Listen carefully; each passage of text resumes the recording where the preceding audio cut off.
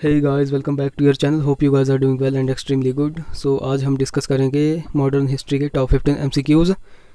तो जो क्वेश्चन मैं यहाँ पे करवाऊँगा, आप साथ साथ में अपना एनालिसिस भी करते रहें कि आपको कितने क्वेश्चन आ रहे हैं व कितने नहीं आ रहे हैं। तो चलिए स्टार्ट करते हैं पहले क्वेश्चन के साथ।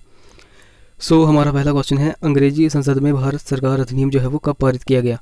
तो आपके ऑप्शन इस प्रकार हैं। ऑप्शन नंबर ए 1852, 1856, 1858 या 1860।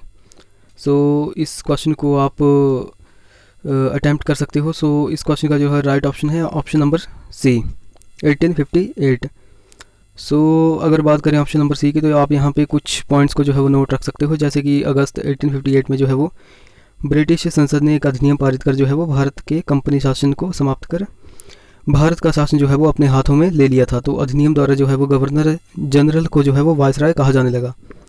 तो इसके ही अनुसार जो है वो महारानी विक्टोरिया द्वारा एक घोषणा की गई थी, लॉर्ड कैनिंग द्वारा जो है वो 1 नवंबर 1858 में जो है वो इलाहाबाद के दरबार में इसको पढ़ा गया था। तो ये इन पॉइंट्स को आप नोट रख सकते हो।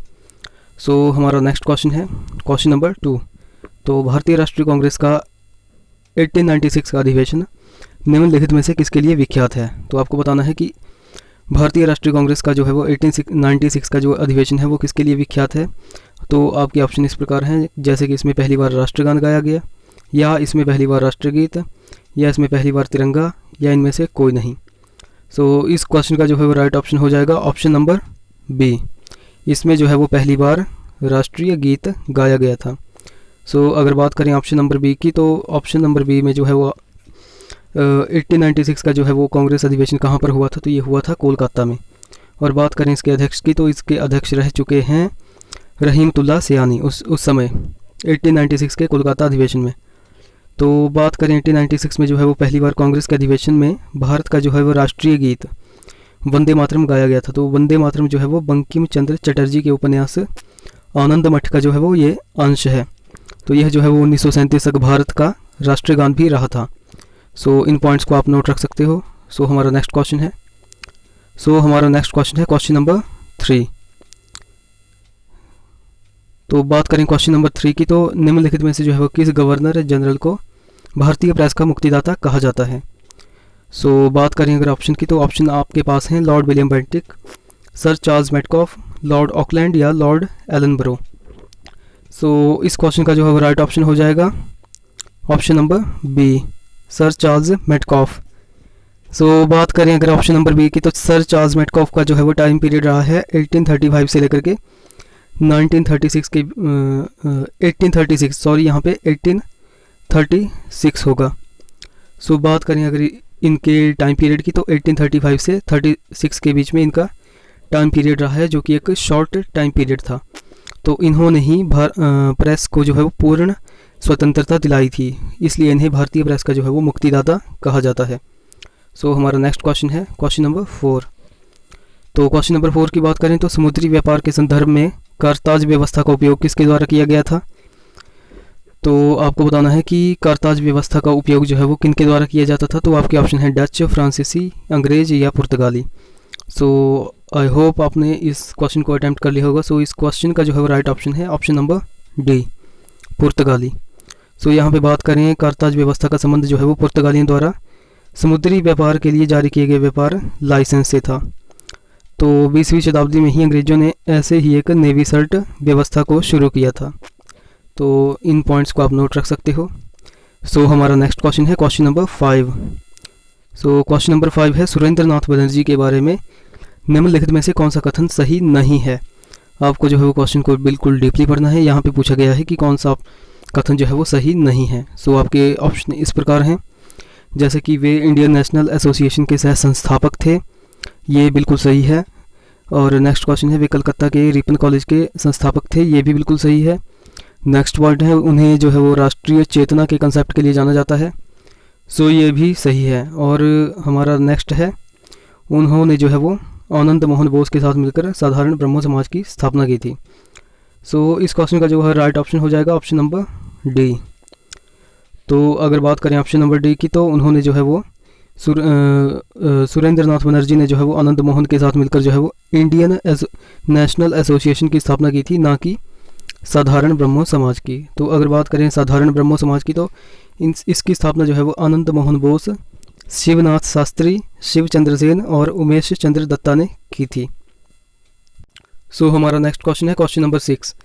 तो स्वतंत्रता आंदोलन के दौरान रविंद्रनाथ टैगोर ने नाइटहुड की उपाधि जो है वो किस घटना के विरोध में वापस कर दी थी। तो आपको बताना है रविंद्रनाथ टैगोर ने जो है नाइटहुड की उपाधि जो है वो ऑप्शन नंबर ए बंगाल विभाजन के विरोध में वापस की, या जलियांवाला बाग हत्याकांड, या भगत सिंह, राजगुरु और सुखदेव की मृत्यु दंड के घटना के विरोध में, या उपयुक्त में से कोई नहीं। सो इस क्वेश्चन का जो है राइट ऑप्शन हो जाएगा option number B, Jallianwala Bagh हत्याकांड। तो अगर बात करें ऑप्शन नंबर बी की, तो जलियांवाला बाग हत्याकांड हुआ था 13 अप्रैल 1919 को, और रविंद्रनाथ टैगोर जी को जो है वो नाइटहुड की उपाधि ब्रिटिश सरकार द्वारा 1915 में प्रदान की गई थी। तो जलियांवाला बाग हत्याकांड को लेकर के उन्होंने अपनी नाइटहुड की उपाधि को वापस कर दिया था। तो इस संदर्भ में उन्होंने लॉर्ड चैम्सफोर्ड को भी पत्र लिखा था। सो हमारा नेक्स्ट क्वेश्चन है, सो क्वेश्चन नंबर 7 है हमारा, मुस्लिमों के लिए अलग मतदाता दल के लिए किस कांग्रेस अधिवेशन को जाना जाता है। सो आपके ऑप्शन है कराची अधिवेशन, बॉम्बे अधिवेशन, लखनऊ या फिर कलकत्ता। सो इस क्वेश्चन का राइट ऑप्शन हो जाएगा ऑप्शन नंबर सी, लखनऊ अधिवेशन 1916 में जो हुआ था। तो बात करें अगर ऑप्शन नंबर सी की, तो 1916 के लखनऊ अधिवेशन में जो है वो मुस्लिमों के लिए अलग मतदाता दल की व्यवस्था की गई थी। तो इस अधिवेशन में ही कांग्रेस के दो धड़ों जैसे गर्म दल और नरम दल को वार्ता के लिए एक मंच पर लाया गया था। तो बात करें अगर इस कांग्रेस अधिवेशन की, तो इसके उस समय अध्यक्ष थे वो थे अंबिका प्रसाद मजमूदार।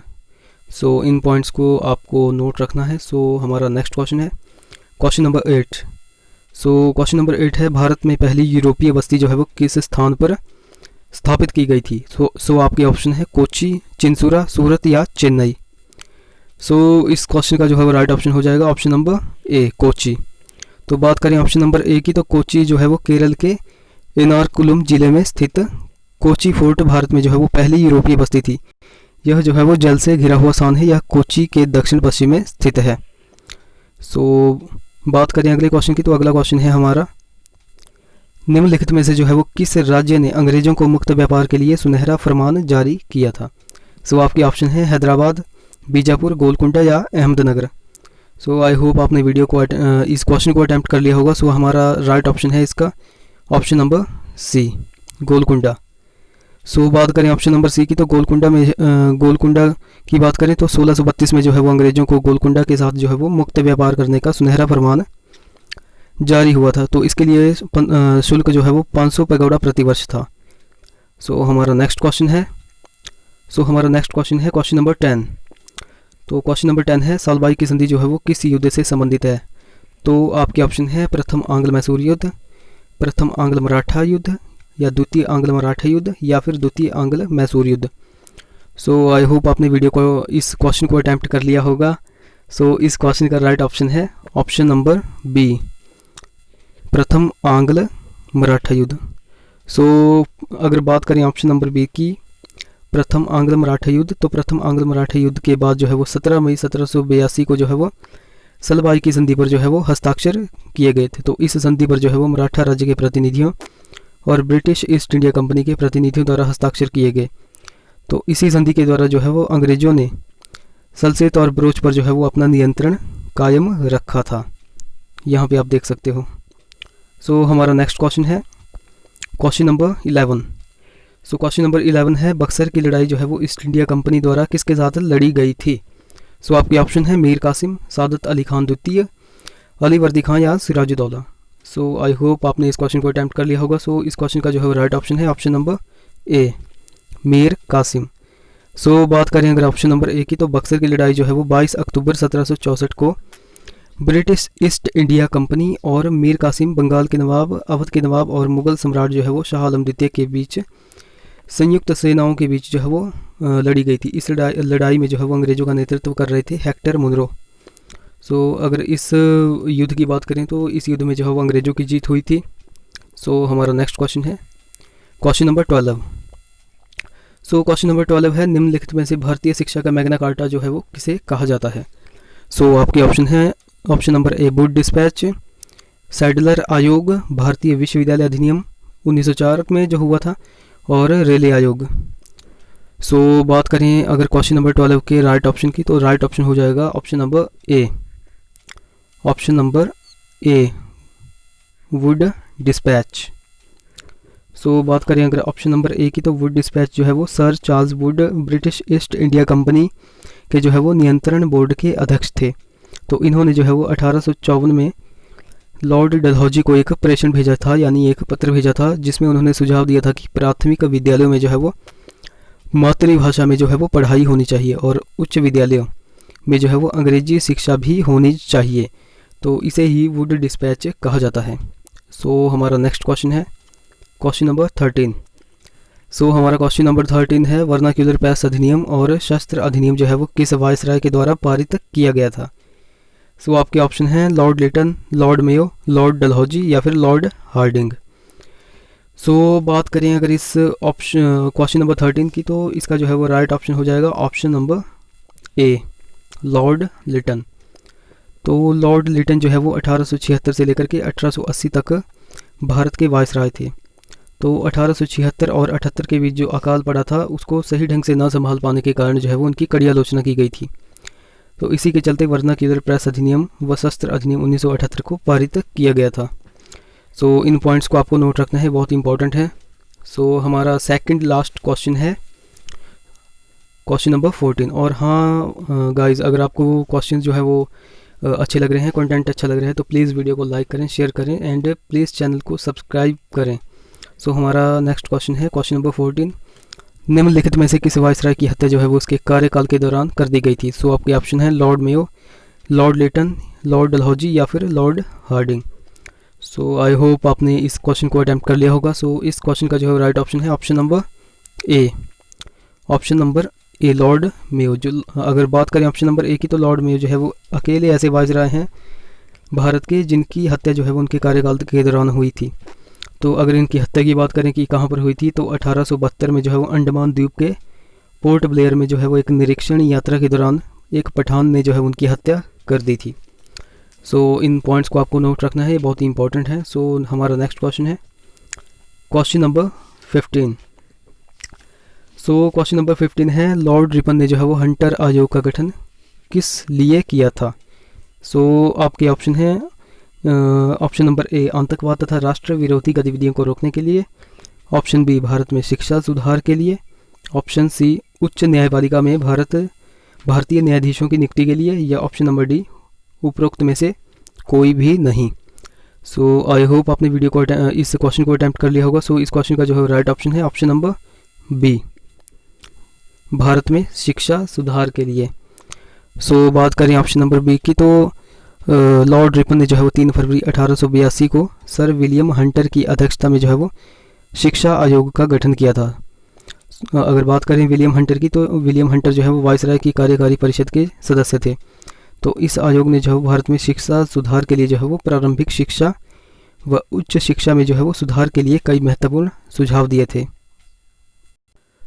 सो गाइस, इसी के साथ जो है वो वीडियो का एंड करते हैं। और हाँ दोस्तों, अगर इस वीडियो में जो है वो मैंने आपके लिए कुछ नया करने की कोशिश की है।